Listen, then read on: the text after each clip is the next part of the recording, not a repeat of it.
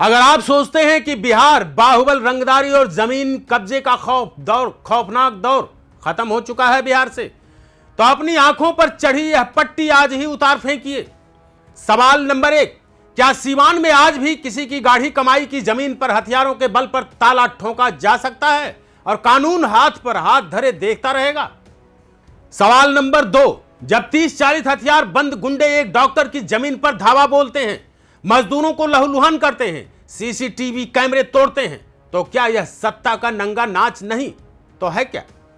सवाल नंबर 3 और सबसे बड़ा सवाल, क्या सीवान के पूर्व बाहुबली के विधायक बेटे ओसामा शहाब को कानून से छूट मिली है, या फिर पटना हाई कोर्ट के इस नए फैसले के पीछे छुपा हुआ है कोई ऐसा कानूनी दांवपेच जिसने पुलिस के हाथ बांध दिए हैं? आज बात सीवान की राजनीति की सबसे चर्चित, सबसे विवादित और सबसे ज्यादा खौफ से जुड़े नाम की, ओसामा शहाब। नमस्कार, आप देख रहे हैं YBN बिहार झारखंड और मैं हूं आपका दोस्त अजीत आनंद।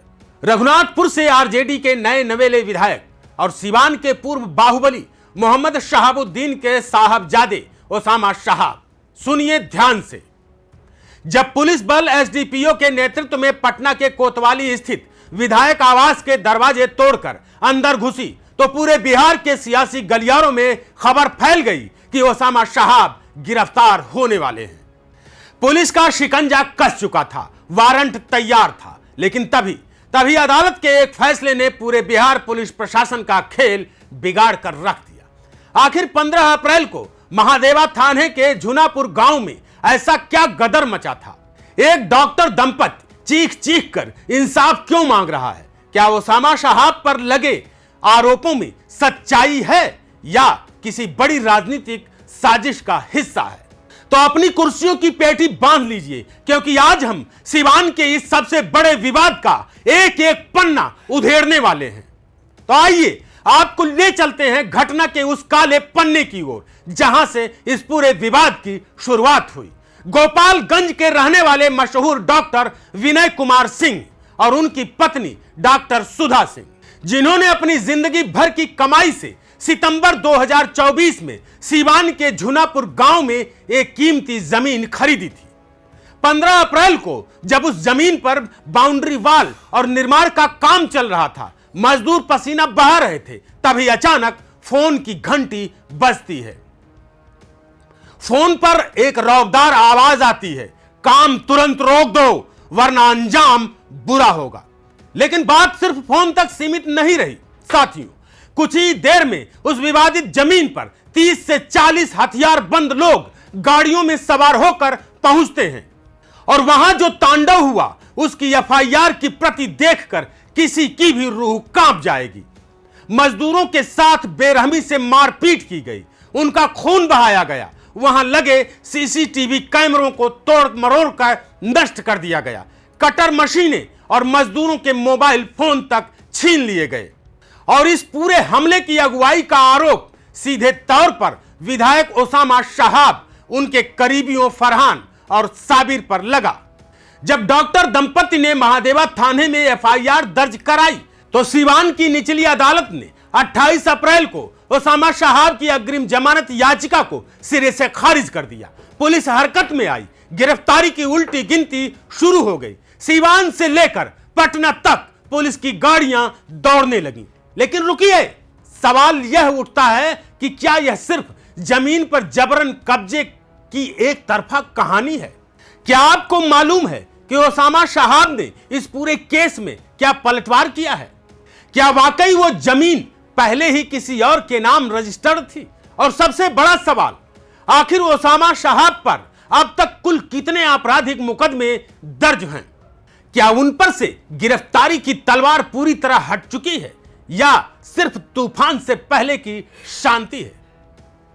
तो रुकिए, कहीं मत जाइए, क्योंकि जब पुलिस विधायक के घर का दरवाजा खटखटा रही थी, तब अंदर ऐसा क्या हुआ कि पुलिस को खाली हाथ वापस लौटना पड़ा। जब सीवान पुलिस एसडीपीओ अजय कुमार सिंह की अगुवाई में पटना के कोतवाली थाना क्षेत्र में स्थित ओसामा शहाब के सरकारी आवास पर गिरफ्तारी के लिए छापेमारी करने पहुंची, तो ओसामा वहां मौजूद नहीं थे। उनके कानूनी सलाहकारों और सहयोगियों ने पुलिस के सामने पटना हाई कोर्ट का वो कागज रख दिया जिसने पुलिस के होश उड़ा दिए। दरअसल सीवान कोर्ट से अर्जी खारिज होने के बाद ओसामा साहब के वकीलों ने तुरंत पटना हाई कोर्ट का रुख किया था। हाई कोर्ट ने केस डायरी तलब करते हुए पुलिस को ओसामा की गिरफ्तारी पर अंतरिम रोक लगा दी थी। और अब बात करते हैं मंगलवार को आए सबसे बड़े फैसले की। मंगलवार को हुई अंतिम सुनवाई के दौरान पटना हाई कोर्ट ने ओसामा साहब को अग्रिम जमानत प्रदान कर दी है। यानी अब इस केस में फिलहाल ओसामा की गिरफ्तारी का खतरा पूरी तरह टल चुका है। लेकिन इस सिक्के का दूसरा पहलू भी सुनिए। ओसामा साहब का अपना पक्ष क्या है? ओसामा साहब का दावा है कि जिस विवादित जमीन को लेकर इतना बड़ा बवंडर खड़ा किया गया है उसकी पहली रजिस्ट्री जनवरी 2023 में ही उनकी पत्नी डॉक्टर आयशा के नाम से हो चुकी थी। मामला पहले से अदालत में लंबित था। इसके बावजूद उस जमीन की दूसरी रजिस्ट्री डॉक्टर विनय कुमार सिंह और डॉक्टर सुधा सिंह के नाम पर करा दी गई, जिससे यह पूरा विवाद खड़ा हुआ। उनका कहना है कि उन्हें राजनीतिक दुर्भावना के तहत इस मामले में घसीटा गया। लेकिन साथियों, अगर आप सोच रहे हैं कि ओसामा साहब कानूनी झमेलों से पूरी तरह आजाद हो चुके हैं तो आप गलत हैं। ओसामा साहब पर अब तक राजस्थान के कोटा में रंगदारी और आर्म्स एक्ट से लेकर सीवान के हुसैनगंज थाने में गोलीबारी और रंगदारी मांगने जैसे आधा दर्जन से ज्यादा गंभीर आपराधिक मुकदमे दर्ज हैं। वे पहले भी मोतिहारी और सीवान जेल की सलाखों के पीछे वक्त बिता चुके हैं। हालांकि इस ताजा मामले में हाई कोर्ट ने उन्हें अग्रिम जमानत दे दी है, लेकिन कोर्ट ने साफ किया है कि पुलिस की जांच और निचली अदालत में ट्रायल आगे भी जारी रहेगा। साथियों, एक और पीड़ित डॉक्टर परिवार अपने खून पसीने की कमाई की जमीन के लिए इंसाफ की गुहार लगा रहा है, तो दूसरी ओर विधायक ओसामा साहब इसे दोहरी रजिस्ट्री का कानूनी विवाद बता रहे हैं। हाईकोर्ट के इस फैसले से ओसामा साहब को जेल जाने से तो राहत मिल गई है, लेकिन सवाल आज भी सीवान की जनता की सुरक्षा और कानून व्यवस्था पर बना हुआ है। क्या बिहार में जमीन विवाद का समाधान बंदूकों और लाठियों से होगा या अदालत के तराजू से? आपकी इस पूरे मामले पर क्या राय है? क्या ओसामा साहब को हाई कोर्ट से मिली यह जमानत सही है या पुलिस को इस मामले में और कड़ी कार्रवाई करनी चाहिए थी? अपनी राय नीचे कमेंट बॉक्स में खुलकर और बेबाकी से लिखिए।